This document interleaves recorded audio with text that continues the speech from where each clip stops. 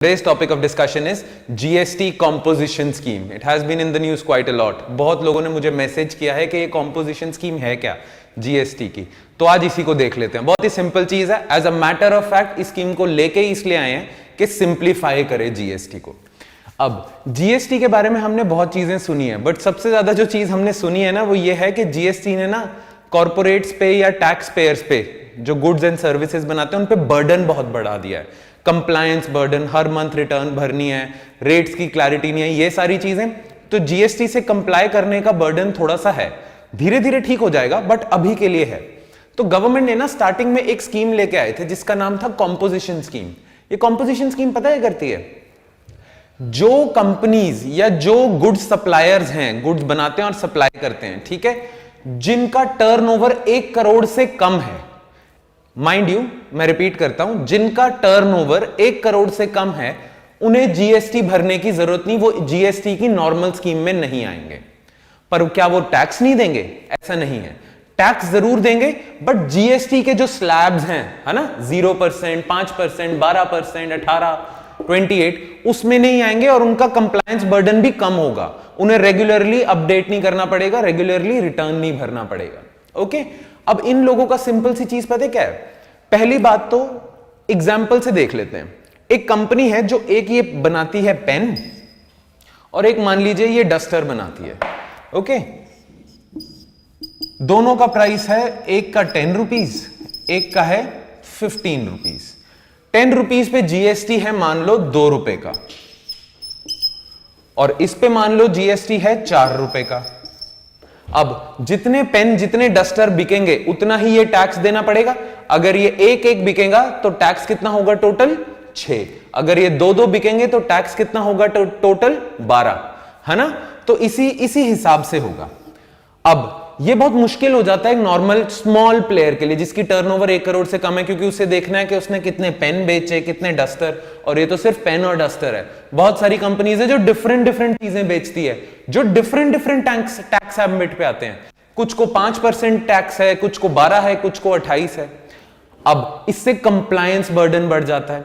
अब composition scheme क्या कहती है कि जितने भी लोग 1 करोड़ से टर्नओवर जिनकी कम है और इस कॉम्पोजिशन स्कीम का हिस्सा बनना चाहते हैं, उन्हें सिर्फ अपनी एनुअल टर्नओवर पे एक फ्लैट टैक्स रेट देना पड़ेगा। एनुअल टर्नओवर पे फ्लैट टैक्स रेट, जिसका मतलब क्या है, जितने पेन बेच रहे हो, जितने डस्टर बेच रहे हो, आप पेन भी बेच सकते हो, डस्टर, रजिस्टर, जो भी चीजें आप बेच रहे हो, आपके पूरे साल की टर्नओवर क्या है, उस पे हम आपसे 2% आपकी पूरी टर्नओवर पे टैक्स लेंगे। जो आपने GST जो लेते हैं, इनडायरेक्ट टैक्स कलेक्ट करते हैं GST वाले, उनको देना है। यह होगा आपके लिए एक GST। अब इसका फायदा, बहुत सारे फायदे हैं। सिंपल सी बात है, इनका कंप्लायंस बर्डन कम हो जाता है ना। इनकी टैक्स लायबिलिटी बहुत कम हो जाती है, क्योंकि जो कंपोजिशन स्कीम के रेट्स रखे हैं ना, ऐसे रखे हैं 2%, 1%, ज्यादा से ज्यादा 5%। और क्योंकि इनको कम टैक्स देना पड़ता है तो इनके पास ज्यादा लिक्विडिटी रहती है, इनके पास कैश ज्यादा रहता है, राइट। तो ये लेके ही इसलिए आए थे ताकि आप लोगों को, जो भी स्मॉल प्लेयर्स हैं, स्मॉल बिजनेसेस हैं, उन पे टैक्स बर्डन और टैक्स कंप्लायंस बर्डन ना बढ़े ज्यादा, है ना। तो आपको सिर्फ 2% देना है और आपको ये डिफरेंट रेट्स नहीं करने, डिफरेंट कुछ नहीं करना, सिंपल कर दिया आपके लिए, बट सिर्फ उन्हीं के लिए जो 1 करोड़ से कम है। अब क्या सिर्फ यही कंडीशन है? नहीं, और बहुत सारी कंडीशंस हैं। पहली कंडीशन जो सबसे इंपॉर्टेंट है ना, जिस वजह से बहुत सारे लोग जो 1 करोड़ से कम की टर्नओवर में है वो भी कॉम्पोजिशन स्कीम का हिस्सा नहीं बन रहे। वो कह रहे हैं हम प्रॉपर कर लेंगे सारे चैनल से, हम डिफिकल्ट चीज कर लेंगे, कॉम्पोजिशन स्कीम में नहीं आते। और वो क्या चीज है कि जो कॉम्पोजिशन स्कीम के अंडर होंगे ना, वो इनपुट टैक्स क्रेडिट उनको नहीं मिलेगा। जो कॉम्पोजिशन स्कीम में लोग होंगे उनको इनपुट टैक्स क्रेडिट नहीं मिलेगा, और इसी वजह से वो लोग जिनका 1 करोड़ से कम भी है टर्नओवर, वो भी कहते हैं हम GST के अंडर रजिस्टर कर जाते हैं। अब आप में से कई लोग पूछ सकते हैं कि इनपुट टैक्स क्रेडिट है क्या। मैं सिंपल टर्म्स में समझा देता हूं, ठीक है। इनपुट टैक्स क्रेडिट कुछ नहीं होता। फॉर एग्जाम्पल, एक चेन है, ये एंटरप्राइज 1 है, ये कुछ बनाती है और एंटरप्राइज 2 को बेचती है। एंटरप्राइज 2 क्या करती है, यही चीज लेती है, इस पे कुछ काम करती है और नया प्रोडक्ट बनाती है और एंटरप्राइज 3 को बेच देती है। अब ये जो एंटरप्राइज 1 है ना, ये कुछ अगर इसे देता है, मान लीजिए 10 रुपए की चीज देता है और उस पर 2 रुपए का जीएसटी चार्ज करता है, राइट? तो एंटरप्राइज 2 इसको कितना पैसा दे रहा है? 12 रुपीज, है ना? 12 रुपीज दे रहा है और इसके पास जा रहे हैं 12 रुपए, और जिसमें से 2 रुपए ये गवर्नमेंट को दे देता है। पर गवर्नमेंट पता है कहती है, गवर्नमेंट कहती है कि जो एंटरप्राइज 2 पे एक्स्ट्रा 2 रुपए का बर्डन बढ़ा था ना, हम ये बर्डन कम कर देंगे, हम आपको इनपुट टैक्स क्रेडिट दे देंगे ये 2 रुपए, ताकि आप ये जो 2 रुपए हैं इसको अपनी इनपुट कॉस्ट ना मानो और इससे चार्ज ना करो। थोड़ा अभी कॉम्प्लिकेटेड लगेगा बट सिंपल, अभी सिंप्लीफाई करने के लिए गवर्नमेंट की स्कीम क्या है कि E2 ने जो टैक्स देना है ना 2 रुपए का, वो E2 दे तो दे, बाद में गवर्नमेंट ही इसे दे देगी और वो होगा इनपुट टैक्स क्रेडिट। ऑलराइट, अब पता ये चलता है कि अगर जो कॉम्पोजिशन स्कीम में होगा उसको इनपुट टैक्स क्रेडिट नहीं मिलेगा, तो एक तो ये बहुत बड़ा डिसएडवांटेज है। दूसरा, गवर्नमेंट ने और कई कंडीशंस रखी हैं। गवर्नमेंट ने कहा है जो कंपनीज चाहे उनका 1 करोड़ से कम टर्नओवर है, पर अगर वो इंटरस्टेट ट्रेड में है ना, या तो वो एक ही स्टेट में रहें, पर अगर वो एक स्टेट से दूसरी स्टेट सप्लाई कर रहे हैं तो वो कॉम्पोजिशन स्कीम का हिस्सा नहीं बन सकते। ठीक है, तो वही कंपनीज जिनका जियोग्राफिकल स्प्रेड कम है। ऑलराइट, तीसरी चीज जो सबसे ज्यादा इंपॉर्टेंट है वो ये है कि ये जीएसटी एग्जेम्प्टेड गुड्स जो बेचते हैं वो कॉम्पोजिशन स्कीम में नहीं आ सकते। जीएसटी एग्जेम्प्टेड गुड्स क्या हुए? पेट्रोल हो गया, लिकर हो गया, ये जीएसटी के एम्बिट से बाहर है, तो जो इसको बेचते हैं वो कॉम्पोजिशन स्कीम में नहीं आएंगे। ऑलराइट, और एक और चीज है, वो है जो लोग ई कॉमर्स साइट्स पे अपना सामान बेचते हैं वो लोग भी इसके अंडर नहीं आएंगे।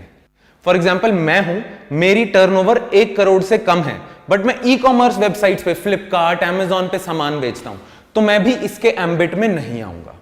ऑलराइट, अब हमने एडवांटेजेस तो देख लिए, इसके डिसएडवांटेजेस क्या हैं? डिसएडवांटेजेस बहुत सारे हैं और इसीलिए इकोनॉमिक सर्वे 2017-18 ने ये बोला था, इसकी सर्वे की रिपोर्ट आई थी कि बहुत सारे लोग जो एलिजिबल हैं कॉम्पोजिशन स्कीम के अंडर, बहुत सारे उनमें से ऐसे हैं जो नहीं ले रहे कॉम्पोजिशन स्कीम।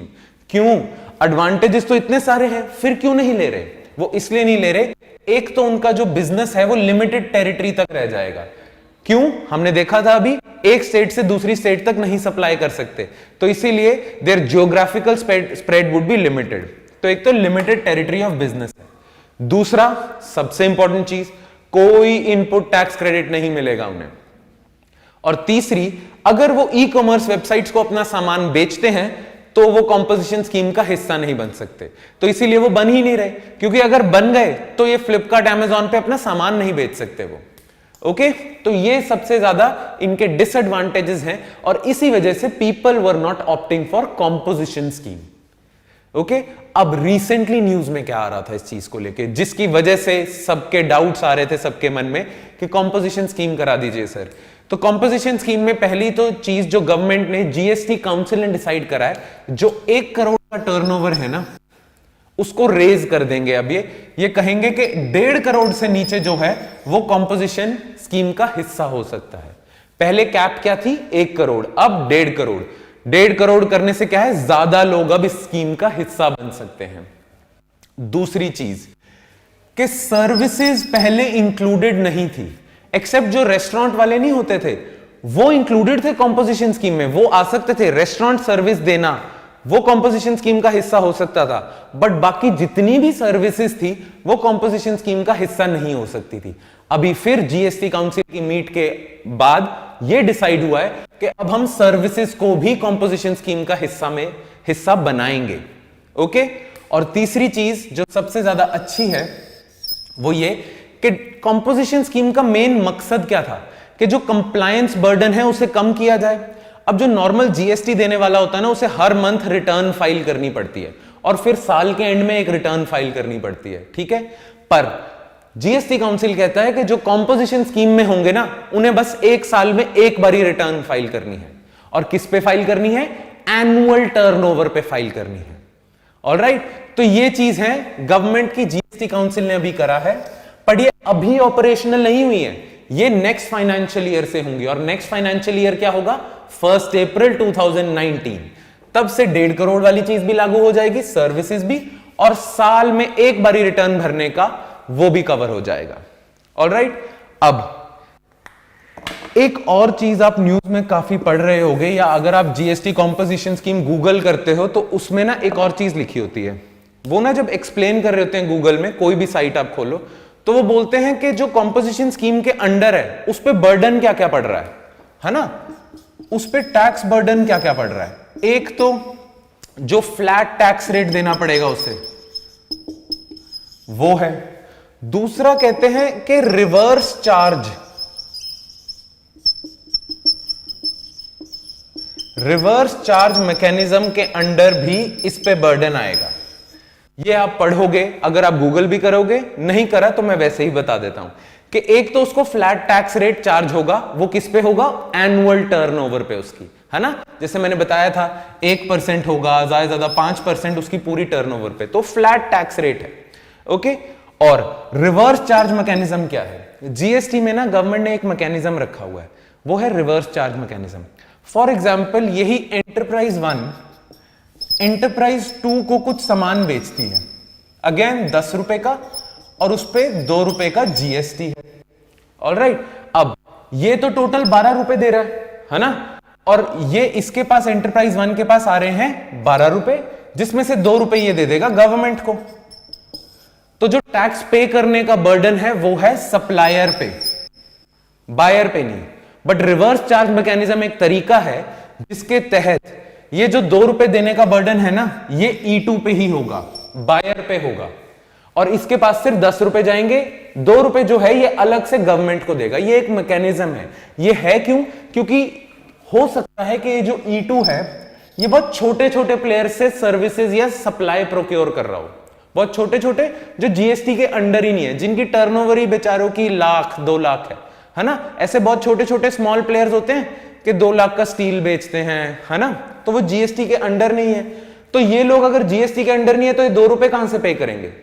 तो इस केस में गवर्नमेंट ने स्कीम निकाली है रिवर्स चार्ज मैकेनिज्म, जिसमें अगर ये रजिस्टर्ड नहीं है पर ये तो रजिस्टर्ड है ना, तो ये 2 रुपए पे करने का दायित्व, रिस्पॉन्सिबिलिटी इसकी होगी, and that would be under reverse charge mechanism. Okay, ठीक है, तो ये चीज है, रिवर्स चार्ज मैकेनिज्म का बर्डन भी इसी पे आएगा। ऑलराइट, तो ये था GST composition scheme. Okay, so that's it from my side guys.